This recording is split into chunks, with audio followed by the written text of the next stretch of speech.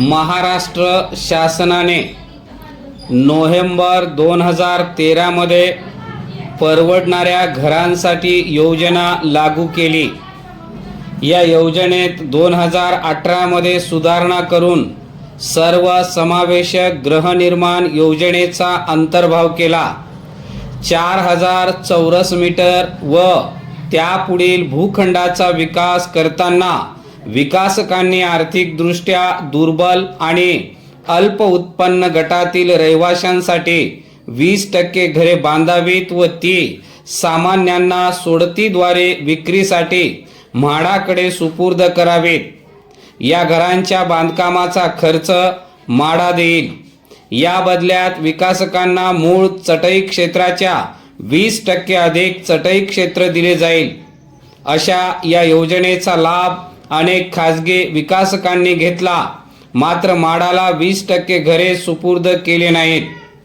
ही घरे सुपूर्द केल्याशिवाय संबंधित महापालिकांनी निवास योग्य प्रमाणपत्र देऊ नये अशी अट असूनही ही घरे म्हाडाला मिळालेली नाहीत। नाशिक महापालिकेने अशी तपासणी न करताच निवास योग्य प्रमाणपत्र देऊन टाकल्याची बाब नाशिक गृहनिर्माण मंडळाच्या तत्कालीन मुख्य अधिकाऱ्यांच्या लक्षात आली।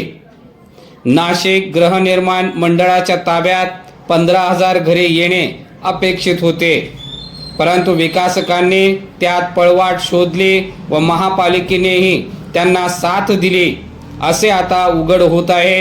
याचे कारण म्हणजे नाशिकमधील तब्बल 49 विकासकांनी अशी घरे म्हाडाला द्यावी लागू नयेत यासाठी भूखंडाचे रीतसर विभाजन करून घेतले।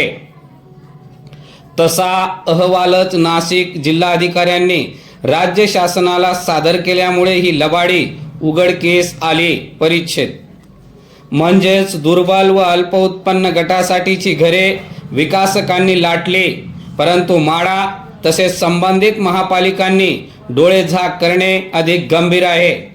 कोकण, पुणे, छत्रपती संभाजीनगर, अमरावती, नागपूर येथेही असे प्रकार घडले असल्याची शक्यता नाकारता येत नाही। हे प्रकार होत असल्याचे वृत्त लोकसत्ताने फेब्रुवारी 2023 मध्ये प्रसिद्ध केले होते।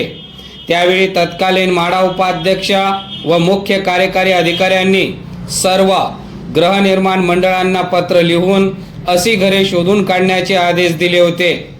मात्र इतर मंडळांनी तात्पुरता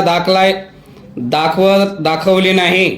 आता म्हाडाने असा भूखंड विभाजनास बंदी घालावी, तसेच 20% घरे त्या भूखंडावर शक्य नसल्यास 1 किलोमीटरच्या परिसरात द्यावी अशा सूचना केल्या आहेत। त्याची अंमलबजावणी अद्याप झालेली नाही। त्यामुळे म्हाडाने ही घरे तात्काळ ताब्यात घेऊन संबंधितावर गुन्हे दाखल करणे गरजेचे आहे।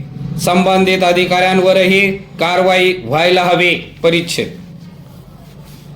अशाच पद्धतीच्या आणखीन एका घोटाळ्यामुळे मुंबई सारख्या मोक्याच्या ठिकाणी सामान्यांसाठी काही हजार घरे उपलब्ध होऊ शकले नाहीत। सामाजिक कार्यकर्ते कमलाकर शेनॉय यांनी हे प्रकरण सर्वोच्च न्यायालयापर्यंत लावून धरले आहे।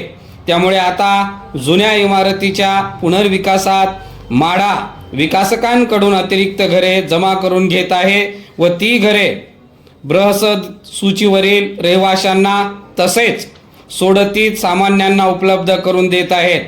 पुनर्विकासात पुनर्वसनातील रहिवाशांसाठी जितके चटई क्षेत्र लागते त्याच्या 50% क्षेत्र विकासकांनी विक्रीसाठी उपलब्ध होते, परंतु बऱ्याच वेळा पुनर्वसनासाठी अधिक चटई क्षेत्रफळ लागते व विकासकांना अतिरिक्त चटई क्षेत्रफळ मिळते ते म्हाडाला सुपूर्द करणे आवश्यक आहे, परंतु तसे झालेले नाही। ही बाब शेनॉय यांनी निदर्शनास आणून दिल्यानंतर म्हाडाला जाग आली।